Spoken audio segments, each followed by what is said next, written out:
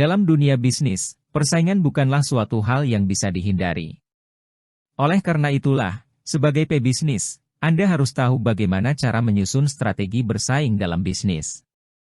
Hal ini bertujuan agar bisnis Anda tak kalah saing atau bahkan lebih unggul dari kompetitor.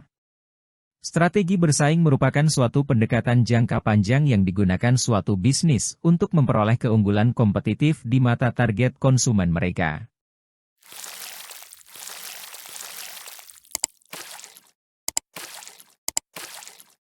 Dengan menyusun strategi bersaing yang efektif akan membantu perusahaan dalam mengembangkan, meningkatkan, dan memanfaatkan satu atau lebih keunggulan bersaing. Keunggulan kompetitif sendiri adalah letak perbedaan antara perusahaan dan pesaingnya yang unik dan berkesan menurut target konsumen. Contoh lain dari keunggulan kompetitif ialah perusahaan punya struktur biaya yang lebih rendah atau keahlian khusus yang lebih besar dalam operasional bisnis mereka. Strategi bersaing adalah tentang cara yang digunakan untuk mengarahkan perusahaan yang efektif secara operasional dengan segala sumber daya yang dimiliki. Secara umum, ada 3 tipe strategi bisnis yang digunakan oleh para pengusaha supaya bisnisnya tak kalah saing dengan kompetitor. Berikut ini penjelasannya. 1. Strategi keunggulan biaya.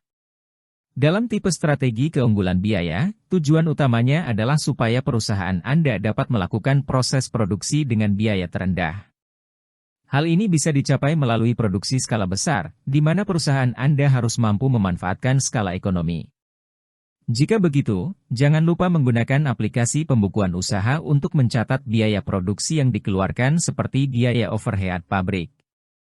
Dengan begitu, perusahaan akan dapat menghasilkan produk dengan biaya yang lebih rendah dari pesaingnya.